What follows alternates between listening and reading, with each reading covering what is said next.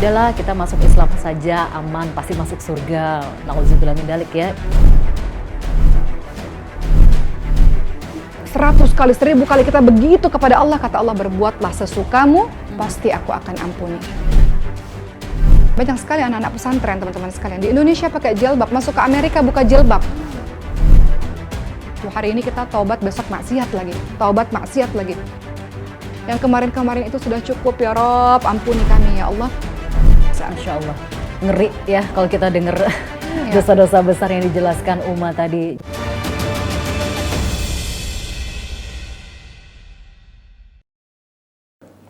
Assalamualaikum warahmatullahi wabarakatuh. Waalaikumsalam. Halo sahabat Uma, berjumpa lagi bersama saya Zeda Salim dalam program Catatan Uma.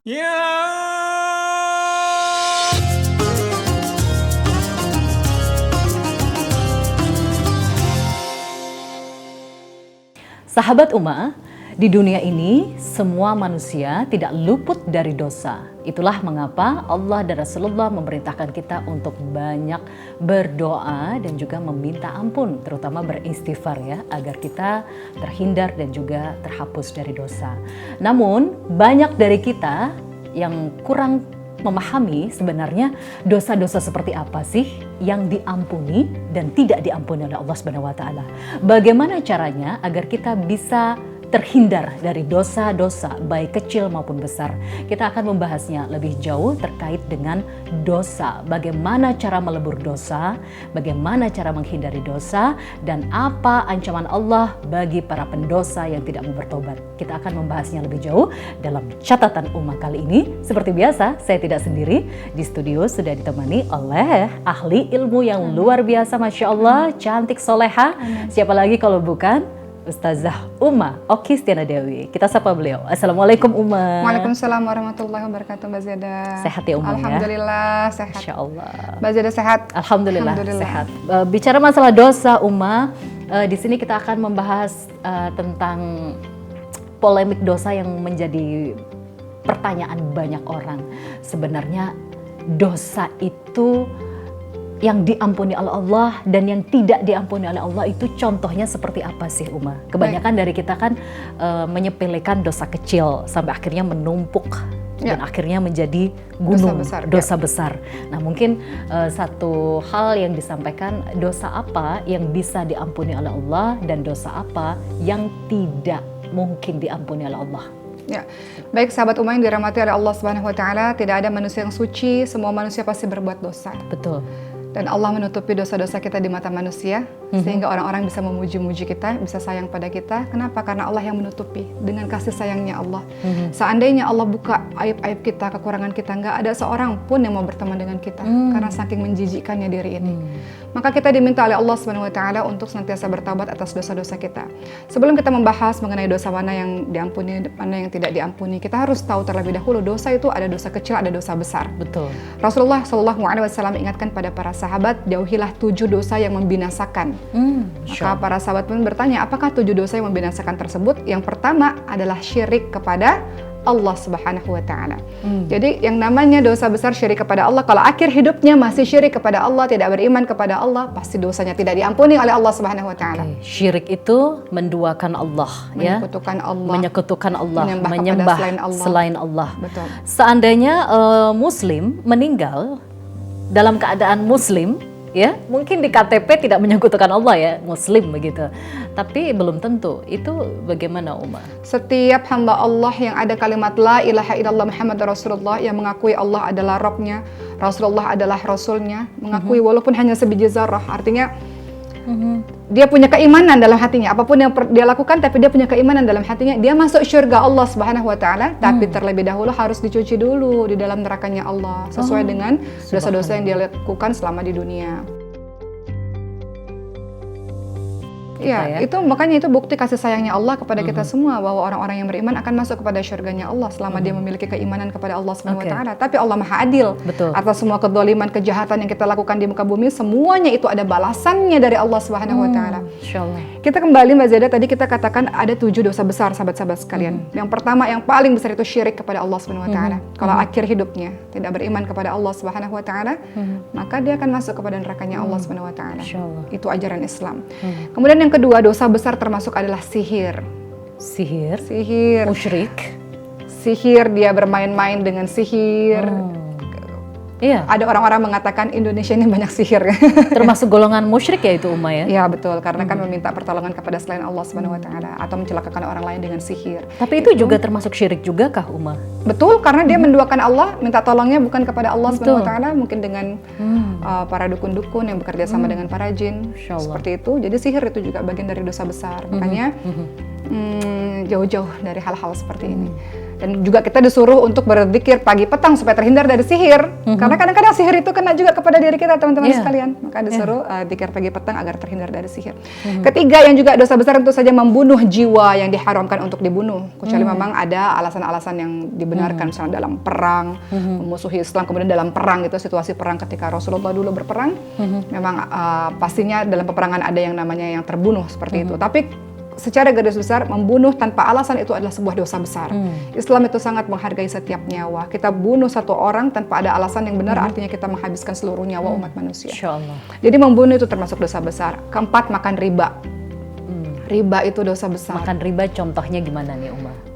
Teman-teman sekalian, ini riba ini termasuk orang-orang yang Allah laknat ya. Orang yang melakukannya, orang yang memberikan pinjaman, hutang piutang, rentenir dan sebagainya, itu adalah orang-orang yang dilaknat oleh Allah Subhanahu wa taala. Memberikan pinjaman tapi dengan bunga yang besar dan menyusahkan peminjam itu tadi. Hutang piutang atau pinjaman itu diperbolehkan karena tujuannya adalah tolong menolong, bukan membuat orang itu semakin susah. Jadi orang-orang yang terjebak pada riba ini juga termasuk bagian dari dosa besar. Insyaallah. Ya, dia zalim pada orang lain. Dia melakukan sebuah ketidakadilan kepada orang lain. Dia suruh orang lain untuk bayar lebih banyak dari yang dia tidak mampu. Termasuk orang yang mau melakukannya juga sudah tahu ancaman ini tapi dia mau melakukannya sehingga dia hidupnya jauh lebih susah karena Allah sudah dan Rasulullah sudah memberikan ancaman-ancaman bagi orang yang melakukan riba. Kelima, makan harta anak yatim. Nih hati-hati nih teman-teman sekalian. Makan harta anak yatim. Contoh ya, Masya Allah banyak orang-orang baik, tapi ada kasus-kasus tertentu di mana kita menyedekahkan ke sebuah contoh, ke sebuah tempat yatim. Tapi kemudian orang ini tidak menyerahkan kepada anak-anak itu, justru memperkaya dirinya dengan uang-uang sedekah misalnya. Tidak amanah ya. Tidak amanah.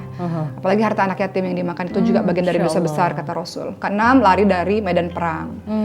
Rasulullah SAW ketika periode di Madinah itu banyak sekali berperang untuk menegakkan ajaran agama ini. Ada orang-orang yang setia bersama dengan Rasulullah, ada orang-orang yang akhirnya berlari daripada medan perang, nggak membela agama Allah Subhanahu wa taala. Itu termasuk bagian dari dosa besar. Kemudian yang ketujuh adalah menuduh wanita yang beriman atau wanita baik-baik dengan tuduhan dia berzina. Insyaallah. Itu juga dosa besar. Hal fitnah ini ya menuju ke fitnah. Iya, gitu. fitnah. Ini mengerikan sekali. Ini pernah terjadi kepada istrinya Rasulullah SAW, namanya Siti Aisyah radhiyallahu anha. Ada sebuah kisah dalam sejarah Islam kita kenal sebagai berita palsu, bagaimana beliau pada akhirnya difitnah oleh seorang munafik namanya Abdullah bin Ubay bin Salul, menyebarkan fitnah, hampir-hampir orang Madinah itu percaya dengan berita tersebut. Padahal Siti Aisyah adalah seorang wanita yang beriman, istri tercintanya Rasulullah. Jadi ini bagian dari dosa besar. Ini semua menurut hadis riwayat Bukhari Muslim. Termasuk juga dosa besar adalah durhaka kepada kedua orang tua, meninggalkan sholat pastinya, berzina dan sebagainya. Itu bagian-bagian dari dosa besar. Masya Allah. Ngeri ya kalau kita dengar dosa-dosa besar yang dijelaskan Uma tadi. Jadi langsung keluar nih pertanyaan di hati dan juga di akal. Bagaimana caranya agar kita terhindar dari dosa-dosa besar maupun dosa-dosa kecil? Baik, sebelumnya kita bahas dulu dosa kecil itu apa. Dosa kecil contohnya misalnya tidak menepati janji, itu dosa kecil. Atau kita berkata-kata kotor, kita berkata-kata jorok, atau kita bicara yang dilebih-lebihkan, dibuat-buat, kita mengolok-olok orang lain, menangguhkan hak orang lain. Itu bagian dari dosa kecil. Tapi hati-hati, dosa kecil dilakukan terus-menerus akan jadi dosa besar. Misalnya bohong. bagian dari dosa kecil. Tapi bohong itu pasti akan ada bohong-bohong berikutnya untuk menutupi kebohongan yang pertama. Makanya kalau orang pelupa jangan bohong, pasti ketahuan bohongnya. Tapi kalau bohong untuk kebaikan gimana, Uma? Bohong di dalam Islam boleh kalau 3 hal. Pertama, bohong untuk keromantisan suami istri. Contohnya, mama hari ini makin cantik, papa makin tua, makin ganteng. Walaupun sebenarnya nggak ganteng ya, nggak ganteng ya, nggak ganteng ya. Bohong untuk strategi perang boleh. Tidak mungkin kita memberitahukan kepada musuh tentang berapa banyak pasukan kita, itu strategi perang boleh. Bohong untuk mendamaikan orang yang berselisih. Contoh, seorang ibu, ayah, suaminya dan anaknya ini bertengkar. Seorang ibu ini ingin mendamaikan. Nah, ayahmu itu rindu kepadamu, nak, selalu doa. Padahal enggak misalnya. Ayah, ini anak ini sudah menyesal, sudahlah ya, berdamailah ya. Itu boleh untuk kita mendamaikan orang-orang supaya tidak berselisih. Kebohongan itu yang boleh. Yang lain-lainnya tidak boleh berbohong. Oke. Seperti itu. Apalagi, Uma, yang bisa kita lakukan amalan atau tindakan apa yang Supaya bisa kita lakukan agar terhindar dari yang namanya dosa besar maupun kecil? Ya. Baik, teman-teman yang dirahmati oleh Allah SWT, bagaimana cara kita terhindar akan perbuatan-perbuatan dosa? Tentu saja yang pertama adalah kita harus tahu dulu penyebab seseorang bisa buat dosa supaya kita bisa menghindar, ya kan? Apakah penyebab orang-orang melakukan dosa supaya kita bisa menghindari ini? Pertama, karena lemahnya iman. Iman manusia itu naik turun. Iman naik karena ketaatan, turun karena kemaksiatan. Lemahnya iman dikarenakan juga karena kurangnya ilmu. Dia nggak tahu ancaman-ancaman Allah Subhanahu Wa Taala atas perbuatan yang dia lakukan karena nggak ada ilmu. Contoh, Allah katakan wala taqrabuz zina innahu kana fahisya wa sa'a sabila. Contoh, Allah katakan jangan dekati zina. Allah bukan katakan jangan berzina. Allah katakan jangan dekati zina. Dekati aja udah nggak boleh ya, apalagi berzina. Artinya memandang yang bukan diharamkan, Allah nggak boleh mendengarkan suara yang kita keluarkan dengan dengan mendayu-dayu.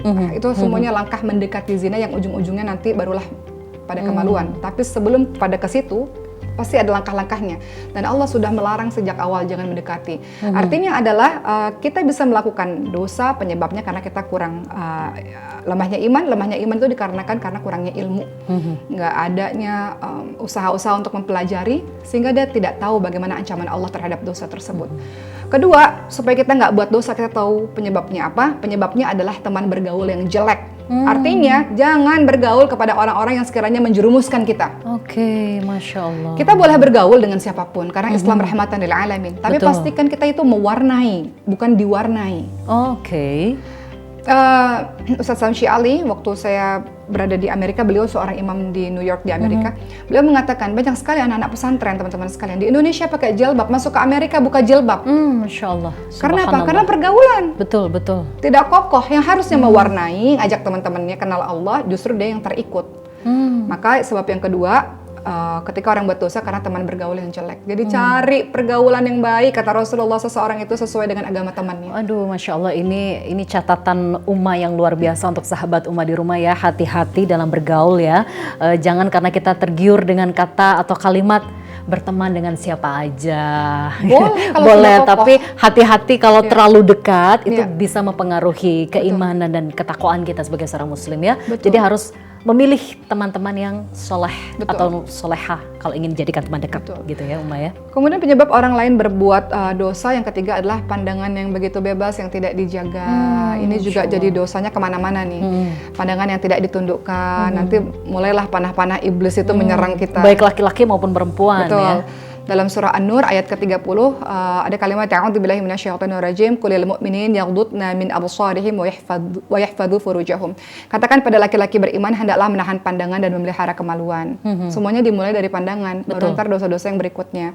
Sama juga untuk perempuan juga gitu, dalam surah An-Nur ayat 31 qulil mu'minat yaghdudna min absarihim wa yahfadzna furujahum. Sama juga pandangannya hati-hati, nanti kalau nggak dijaga nanti mulai akan kemana-mana, menimbulkan dosa-dosa berikutnya. Keempat, sebab orang buat dosa dan supaya kita terhindar dari dosa, sibukkan diri. Penyebab orang buat dosa itu karena banyak waktu luang. Waktunya banyak banget, sehingga dia nggak sibukkan dengan perkara-perkara baik. Atau mungkin disibukkan dengan perkara-perkara negatif betul. ya. Karena waktunya banyak, syaitan itu akan masuk. Nih, kamu kan banyak waktu luang, ayo nonton yang nggak baik, ayo jalan ke tempat yang nggak baik, Ke tempat maksiat. Ke tempat maksiat. Kata Rasulullah apa? Ada 2 kenikmatan yang paling banyak manusia tertipu, yaitu nikmat sehat dan waktu luang. Ketika sehat kita kadang-kadang nggak pikir, kita lakukan berbagai macam dosa. Nanti kalau sakit baru sadar. Begitu pula dengan waktu luang gitu. Jadi itu beberapa di antaranya, dan yang buat kita juga mudah buat dosa kalau kita bermudah-mudahan pada hal yang haram. Artinya adalah kita meremehkan dosa. Kita anggap semua dosa itu dosa kecil. Itulah perbedaan antara orang yang buat dosa dengan orang yang beriman. Sahabat Uma, bagaimana? Saya mau memberitahu tentang British Propolis. Nah, British Propolis ini adalah propolis yang selalu saya minum bersama dengan anak-anak, suami maupun orang tua. Kenapa? Karena British Propolis mampu menjaga kesehatan tubuh kita. Teman-teman bisa langsung larutkan ke dalam air atau langsung diminum saja. Insya Allah tubuh kita tetap terjaga kesehatannya dengan British Propolis.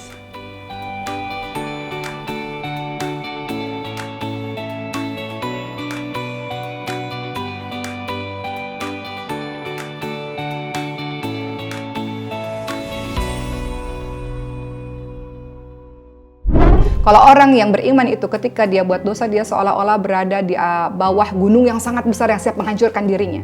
Kalau orang-orang yang biasa buat dosa, durhaka kepada Allah, dia anggap dosa itu adalah lalat yang menempel di hidungnya, kemudian dia usir begitu saja. Begitu remeh dia menganggap sebuah dosa. Oke, itu cara agar kita terhindar dari dosa, dan mungkin yang jangan paling, menganggap remeh dosa. Betul, jangan menganggap remeh dosa kecil terutama. Dan satu lagi, jangan lupa bahwa walaupun kita di saat sendiri melakukan dosa atau maksiat, ingat ada Allah yang selalu mengawasi kita ya. Uma ya. Oke, sekarang sudah mulai terjawab ya, dosa kecil, dosa besar seperti apa? Pertanyaannya, bagaimana cara melebur dosa? Cara ampuh, amalan ampuh apa sih? Doa apa sih yang bisa membantu kita untuk bisa menghapus atau melebur dosa? Ya, tentunya teman-teman sekalian, semua dari kita ini berbuat dosa. Semuanya, baik masa lalu sampai hari ini kita masih saja berbuat dosa. Mata kita, lisan kita ini, lisan ini kan penterjemah hati yang banyak banget dosanya. Ada dusta, ghibah, fitnah, kata-kata kotor, kata-kata keji, itu banyak. Hati yang berprasangka, hati yang kotor, iri, dengki, marah, benci, banyak. Prasangka, nggak suka sama takdirnya Allah, prasangka sama orang, banyak banget. Anggota tubuh kita ini banyak sekali dosa. Tapi selalu ada cara untuk orang yang kembali kepada Allah Subhanahu Wa Taala. Teman-teman, masya Allah, apa kata Allah Subhanahu Wa Taala? Wahai anak Adam, sesungguhnya jika engkau menyeru dan mengharap kepadaku, maka pasti aku akan ampuni dosa-dosamu tanpa aku pedulikan. Kata Allah, wahai anak Adam, seandainya dosamu membumbung tinggi hingga ke langit, tentu aku akan ampuni tanpa aku pedulikan. Kemudian dikatakan lagi, wahai anak Adam, seandainya engkau mendatangiku dengan dosa sepenuh bumi, dengan keadaan tidak berbuat syirik, itu salah satu syaratnya, nggak berbuat syirik, maka aku pun akan mengampuni. Artinya Allah Subhanahu Wa Taala mengampuni semua dosa-dosa kita, teman-teman sekalian. Ada kalimat juga begini dalam sebuah hadits. Ada seorang hamba yang buat dosa. Kemudian dia menyesal, dia katakan, Allahumma ghfirli dzambi, ya Allah ampuni saya ya Allah. Kata Allah, hambaku datang kepadaku, dia minta ampun kepadaku, maka akan aku ampuni dia. Besok kita buat salah lagi. Manusia kan begitu, hari ini kita taubat, besok maksiat lagi, taubat maksiat lagi. Besok kita buat salah lagi, kemudian kita nyesel lagi, ya Allah ampuni saya. Kata Allah, hambaku ini datang kepadaku, dia minta ampun kepadaku, aku ampuni dia. Masya Allah. 100 kali, 1000 kali kita begitu kepada Allah. Kata Allah, berbuatlah sesukamu, pasti aku akan ampuni. Maknanya adalah Allah mengampuni semua dosa, tapi ingat, syaitan itu begitu cepat menjerumuskan kita. Sekali kita sudah mulai kepleset, setan gak akan pernah berhenti untuk semakin membuat kita jatuh lebih dalam. Jadi memang ada kalanya pendosa yang mau bertobat itu jauh mulia di mata Allah ya, jauh lebih mulia di mata Allah dibanding dengan ahli ibadah yang tidak merasa berdosa. Betul. Atau dalam tanda kutip sombong. Betul. Itu ya Uma ya. Oke, jadi salah satu cara untuk melebur dosa mungkin Taubatan nasuha jawabannya. Satu jawaban ya Uma, taubat ya. Betul, taubatan nasuha. Taubatan nasuha. Pertanyaannya, taubatan nasuha itu seperti apa? Nah itu, apakah bisa dilakukan dalam sholat, tindakan, Ya. sedekah atau gimana? Betul, tentu saja ada sholat taubat yang kita bisa laksanakan sholat taubat. Tapi lihat dalam surah At-Tahrim ayat ke-8, itu informasi kepada kita semua untuk kalau kita mau kembali kepada Allah dengan semurni-murninya taubat, dengan sebetul-betulnya taubat. Apa kata Allah Subhanahu Wa Taala? A'udzubillahi minasyaitonirrajim. Ya ayyuhalladzina amanu tubu ilallahi taubatan nasuha. Wahai orang-orang yang beriman, bertaubatlah kepada Allah dengan taubat yang semurni-murninya, taubat yang sebetul-betulnya. Apa itu taubatan nasuha? Taubatan nasuha adalah kita berhenti dari perbuatan maksiat itu. Masya Allah. Berhenti. Taubatan nasuha nggak hanya sekedar sholat taubat, kemudian kita buat maksiat lagi, tidak. Betul. Semurni-murninya taubat adalah kita berhenti. Kemudian kedua, kita menyesal. Kenapa kita dulu begitu bodoh? Kenapa kita dulu begitu zalim pada diri kita sendiri? Kita itu buat jahat, kita sedang jahat sama diri kita sendiri. Kenapa kita menganiaya diri kita sendiri? Kenapa kita durhaka kepada Allah? Menyesal, banyak menangis akan kesalahan-kesalahan kita. Ketiga, bagaimana cara taubatan nasuha? Adalah kita melakukan kebaikan-kebaikan untuk menghapus kejahatan kita yang kemarin. Jadi bukan hanya di lisan, tapi dalam tindakan juga ya Uma, termasuk beramal baik, beramal soleh itu tadi. Betul. Lihat Sayyidina Umar bin Khattab. Sayyidina Umar bin Khattab orang yang paling memusuhi Nabi, mau bunuh Nabi. Tapi ketika memasuki Islam, taubatan nasuha, betul-betul taubat kepada Allah. Dengan hadirnya Umar bin Khattab dalam Islam, Islam semakin besar, semakin luas. Orang-orang takut pada Umar, Islam disegani. Dan kemudian wafatnya Umar bin Khattab disandingkan dengan makamnya Rasulullah SAW. Masya Allah, Masya Allah. Selalu ada jalan bagi orang yang ingin kembali kepada Allah Subhanahu wa Ta'ala. Ini pengingat yang sangat berguna untuk saya pribadi ya, dan mungkin insya Allah untuk sahabat Uma di rumah. Jadi banyak yang menyepelekan, ntar taubat aja habis buat dosa kecil, ini kan dosa kecil, ntar taubat aja habis gitu buat dosa kecil lagi, nanti bisa taubat lagi. Jadi menyepelekan dosa kecil seolah-olah dia memiliki umur yang panjang untuk bisa bertaubat, itu juga berbahaya ya Uma. Jangan sampai itu terjadi pada kita dan sahabat Uma di rumah. Satu lagi Uma, terkait dengan sholat taubatan nasuha. Kebanyakan beberapa orang berpendapat bahwa kita sholat taubat nasuha tuh nunggu melakukan dosa besar baru sholat taubatan nasuha. Ini mulai jadi pertanyaan, apakah betul kita melakukan sholat taubatan nasuha itu hanya di saat kita berbuat dosa besar saja, atau malah dihimbau untuk dilakukan setiap malam, setiap hari secara istiqomah, baik kita merasa melakukan dosa besar ataupun tidak? Ya. Salat taubat itu bagian dari salat sunnah. Yang namanya sunnah artinya kalau dikerjakan kita dapat pahala, kalau kita tinggalkan tidak berdosa. Yang namanya sunnah kalau terus dikerjakan ya tentu saja baik. Berkenaan dengan salat taubat, teman-teman sekalian, dalam hadis riwayat Ahmad dan Tirmidzi, Rasulullah SAW bersabda, apabila ada orang yang melakukan sebuah perbuatan dosa, kemudian dia berwudu dengan wudu yang sempurna, lalu dia dirikan salat 2 rakaat untuk salat taubat, selanjutnya dia beristighfar, minta ampun kepada Allah Subhanahu wa Ta'ala, pasti Allah akan ampuni. Jadi kalau teman-teman mau sholat taubat adalah sebuah atau suatu hal yang sangat baik. Tapi jangan lupa sholat taubat tidak hanya berhenti sampai di situ, tapi juga perbanyak beristighfar. Rasulullah itu istighfar 70 sampai 100 kali dalam sehari, padahal sudah dijamin masuk surga. Masya Allah, itu sudah dijamin masuk surga ya, tapi masih beristighfar 100 kali satu hari, Masya Allah. Dan juga jangan lupa untuk taubatan dosa, betul tadi setelah selesai taubat, betul-betul mentekadkan diri, nggak mau balik lagi kepada kehidupan yang dulu. Buat aku benci ya Allah kepada kebodohan aku di zaman dulu itu. Seperti itu. Oke, jadi ada waktu mustajab nggak Uma untuk melakukan sholat taubatan nasuha? Khusus dilakukan di sepertiga malam kah? Atau di setiap waktu di saat kita mau melakukan sholat taubat?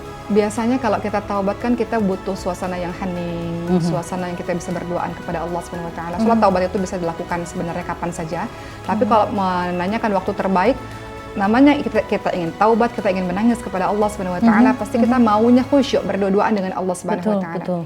Dan Rasulullah ingatkan di sepertiga malam terakhir banyak sekali keutamaan, yaitu orang yang ketika minta ampun kepada Allah, Allah akan ampuni. Jadi tentu sangat baik sekali kalau sudahlah bangun sepertiga malam, teman-teman sholat tahajud misalnya, sholat taubat misalnya, itu juga sebuah waktu yang sangat baik, tidak hanya untuk sholat taubat ya, tapi sholat tahajud atau menghidupkan malam. Orang haid itu menghidupkan malam bisa, nggak mesti sholat, banyak berzikir kepada Allah Subhanahu wa Ta'ala di sepertiga malam, baca buku untuk beristighfar, itu termasuk zikir juga. Betul, seperti itu.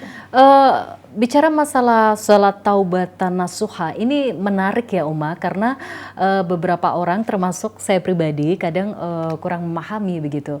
Untuk sholat taubat ini sebenarnya apa ya, caranya itu seperti apa sih agar sholat ini diterima? Adab dari sholat taubat itu seperti apa? Apakah boleh digabung dengan sholat tahajud misalnya, dalam satu sholat digabung dengan sholat hajat dan taubatan nasuha, itu bolehkah karena ini sunnah hukumnya? Kalau sholat taubat, tadi Rasulullah ingatkan sholat 2 rakaat kemudian salam. Berkenaan dengan bagaimana caranya agar sholat taubat itu diterima oleh Allah Subhanahu Wa Taala, ini sama seperti sholat-sholat lainnya. Bahwa sholat itu bisa diterima oleh Allah Subhanahu Wa Taala kalau memang tadi ya niatnya lurus, betul-betul niatnya karena Allah. Karena syarat diterimanya ibadah adalah kalau niatnya lurus, lillah, dan mengikuti apa yang telah dicontohkan Rasulullah. Kemudian yang kedua, pastikan bahwa kita itu sholat, kita persiapkan. Artinya apa? Kita persiapkan, artinya nggak terburu-buru, kita khusyuk. Khusyuk itu kalau kita tenang dalam gerakan, kita paham dalam bacaan, kita hadirkan hati ketika kita sholat, kita rasa itu sholat terakhir kita. Masya Allah. Mau sholat khusyuk, mau sholat taubat, kita rasa kita khusyuk, kita rasakan betul bahwa itu sholat terakhir kita, itu kesempatan terakhir kita untuk minta maaf sama Allah Subhanahu Wa Taala, minta ampun. Pasti kita sungguh-sungguh melaksanakan sholat itu dengan cucuran air mata. Masya Allah. Seperti itu. Jadi hukumnya kalau digabung sholatnya boleh nggak tuh Umah? Misalnya sholat taubatan nasuha digabung dengan sholat hajat begitu? Mungkin bukan digabung. Setelah sholat tahajud 2 rakaat, salam. Teman-teman misalnya mau sholat. Berarti nggak boleh ya Umah, dipisah ya hajat kalau sendiri. Kalau digabung kan berarti jadi 4 taubatan rakaat, nasuha. berapa rakaat kan begitu. Karena ada beberapa sumber yang membolehkan itu Umah. Kan itu niatnya gimana? berbeda. Sholat Sholat tahajud punya niatnya sendiri. Sholat taubat kita memang niatnya adalah bertaubat. Sholat hajat kita memang niatnya adalah sholat hajat. Sahabat Uma, kita masih akan melanjutkan pembahasan kita, tapi sebelumnya saya mau ngasih tahu mengenai ini nih, Brightening Shower Scrub Freshie. Wanginya fresh banget teman-teman sekalian, segar. Dan ada butiran-butiran scrubnya yang mengangkat kulit mati kita. Aman dipakai setiap hari dan membuat kulit kita menjadi halus. Rutin ya, kata Scarlett.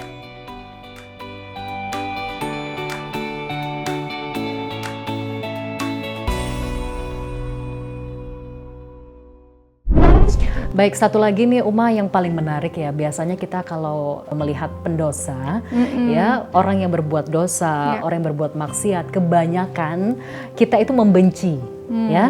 Kita itu mengeluarkan sumpah serapah, masuk neraka kamu pendosa kamu kayak begitu.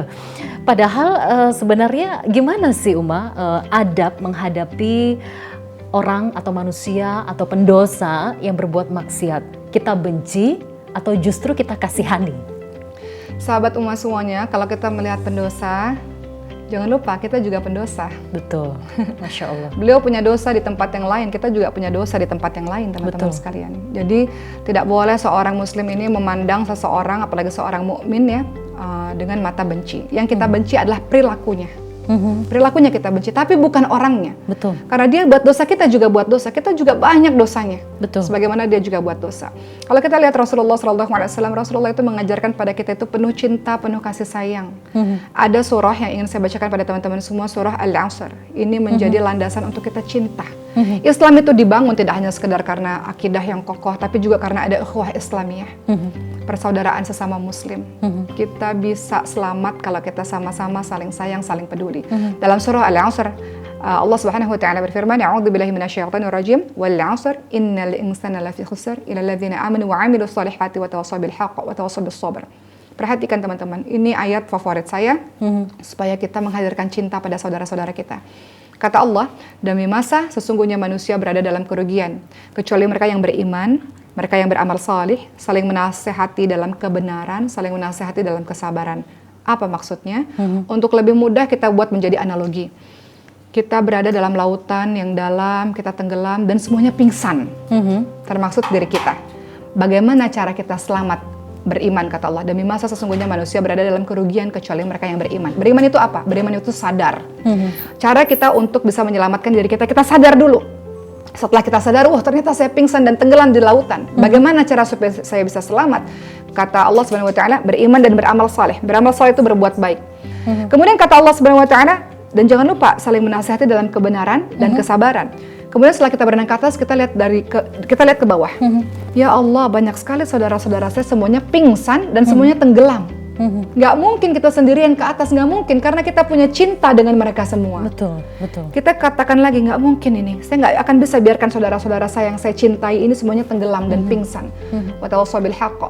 Maka saling menasihati dalam kebenaran. Kita berenang lagi ke bawah, kita bangunin. Bangun, bangun. Jadi kita mengatakan, wahai saudaraku, bangun. Engkau dalam keadaan yang tenggelam, engkau dalam keadaan yang menyedihkan, engkau dalam keadaan yang susah. Bangun, kita harus selamat. Ketika semua orang itu bangun, wa tawassaw bis sabr, saling menasihati dalam kesabaran. Sebagian dari mereka mengatakan, aku berenang ke atas, aku capek. Jalan menuju ke atas susah, biarkan aku tenggelam. Tapi karena kita cinta, kita katakan, Masya Allah. kita bisa kalau kita sama-sama. Sabar saudaraku, jalan menuju keselamatan itu bisa kalau kita sama-sama. Berarti ini nasihat yang Masya Allah untuk saya pribadi dan juga sahabat Uma di rumah ya. Kalau ada pendosa atau orang-orang yang gemar berbuat bermaksiat, jangan kita benci ya, tapi justru kita doakan ya. Uma ya, kasihan ya, karena Allah membiarkan dia bergelimang dosa. Kita doakan semoga dia bertaubat yang diberi hidayah oleh Allah. Oke, terakhir Uma mungkin bisa diberikan amalan doa apa sih yang bisa kita baca untuk menghapus dosa? Baik, sahabat Uma yang dirahmati oleh Allah Subhanahu wa taala, kita semua ini pendosa ya Allah. Kalau kita ya beribadah kepada Allah Subhanahu wa taala, kita rasa malu sekali. Kita tinggal di buminya Allah, masih kita buat maksiat. Kita menghirup udara dari Allah Subhanahu wa taala. Allah kasih semuanya. Kita buat dosa secara terang-terangan maupun secara sembunyi-sembunyi. Kita lupa bahwa Allah Maha melihat akan apapun yang kita lakukan. Dan tanpa rasa malu kita lakukan dosa demi dosa itu. Itulah manusia. Maka lihat bagaimana cara syaitan mengganggu kita supaya kita berputus asa dari ampunan Allah. Kata syaitan, engkau nggak pantas jadi orang baik, engkau nggak pantas berhijrah, engkau nggak pantas berjilbab, engkau nggak pantas menghafalkan Quran, nggak pantas, dosamu terlalu banyak. Tapi perhatikan bentuk kasih sayang Allah dalam surah Az-Zumar ayat 53. Apa kata Allah? A'udzubillahi minasyaitonir rajim. Qul ya ibadiyalladzina asrafu ala anfusihim la taqnatu min rahmatillah innallaha yaghfiru dzunuba jami'ah innahu huwal ghafurur rahim. Wahai hamba-hambaku yang telah melampaui batas, jangan pernah berputus asa dari kasih sayang Allah. Masya Allah. Allah mengampuni semua dosa. Allah Maha Pengampun, Allah Maha Penyayang.